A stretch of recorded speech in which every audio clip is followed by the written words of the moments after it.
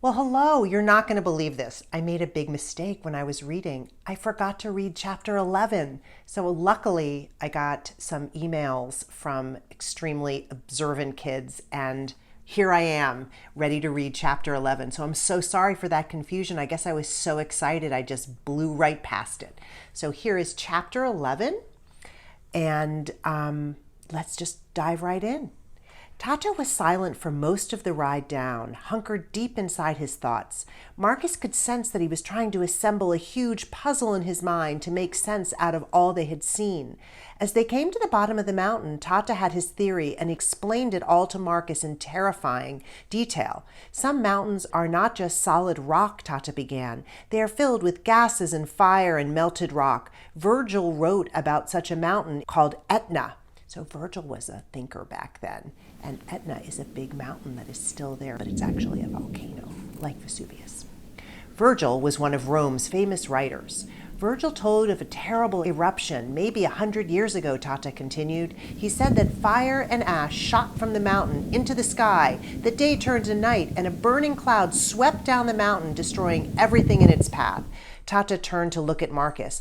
I never imagined it could be true, Tata said. I thought it was just an exciting tale, but now we've seen for ourselves. Yes, they had, though Marcus still couldn't quite believe all that had happened. The earth tremors, killer clouds, foul water, dead sheep. Come on up, I know it's very exciting. Flames shooting out of the ground, and that terrifying explosion. It was stranger than any tale Marcus had ever read. It all makes sense, Tata said. What is happening now on Vesuvius tells me that the worst is yet to come, that the entire mountain is about to explode. Marcus shivered, though the heat was searing. Boy, loves my books. He wants to eat them. What, will Pompeii be destroyed, he said? Tata was silent for a moment. I have no doubt, Tata said finally. Marcus held Tata tighter. I met an old woman yesterday, a beggar, he said, remembering the old woman's shining green eyes and gnarled hands. She said the strangest thing to me, that Pompeii was doomed, that the city would burn. I thought she was a mad woman, but what she said was right. She could read the future. I don't believe in prophets and witches, Tata said, but nature sends out warnings. Why do you think all the animals have fled? They felt the tremors, scented the sulfur, tested the water. Their instincts told them to flee. Linus would say that the old woman was keenly sensitive, or that she had the mind of a great scientist. It was hard to imagine that poor old hag discussing science with Linus and Tata, but what Tata said made sense. Where will we go? Marcus asked. Tata didn't answer right away. Then he slowed Peg to a stop and turned in the saddle to face Marcus. We need to warn the people of Pompeii, he said. They have no idea what is about to happen. If we don't warn them, they could all be killed. It took Marcus a moment for Tata's words to sink in. Was he really saying they should go to the very city that was about to be destroyed? A city where slave hunters were prowling through every alley with their spears and chains? Marcus didn't want to go anywhere near that wretched city. He and Tata needed to save themselves, to get as far away as they could. Now. I don't understand, Marcus said. Tata touched Marcus's hand. But you do. There are more than 10,000 people living in Pompeii. It's our duty to warn them of what is about to happen. Marcus tried to look away from Tata, but their eyes were locked together. And Marcus recognized something in Tata's gaze. It was the same determined look that Marcus had always imagined on the faces of his heroes as they prepared for their battles. Hadn't Odysseus and Hercules risked their lives over and over? Hadn't they plunged into danger without thinking about whether they'd come out alive?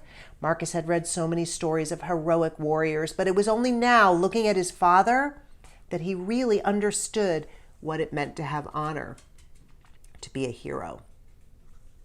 Marcus reached deep inside himself, trying to summon some courage of his own. To his surprise, he found more than he expected. He sat taller. Yes, I understand, Tata. Marcus saw the flash of pride on Tata's face before he turned around. He gave Peg a pat, and off they galloped on their tattered mare toward the doomed city of Pompeii. So there's a picture that Scott drew. And, I realized how important this chapter is, because one of the things that we're going to be talking about as the book goes on, and that I want you guys to think about, is how Marcus's character is changing through this story and where he's finding sources of strength and wisdom. So certainly he's looking back on those stories of the warriors like Odysseus and Hercules, but now he's with his dad. And I want you, for your quest, to think about the relationship between Tata and Marcus. What is Marcus learning from his father? New things. And how is Tata somehow, either directly by what he's saying to Marcus, or indirectly what he's doing and how he's acting, that's giving Marcus new ideas that'll maybe help him later in the book when he faces a huge challenge. So you can think about that as your quest. Maybe I'd like you to write that as a little letter to your teacher, what you're learning about how characters change as you're reading stories. And that's all I have for you today. So I hope that you're enjoying the story, and I look forward to seeing you next time.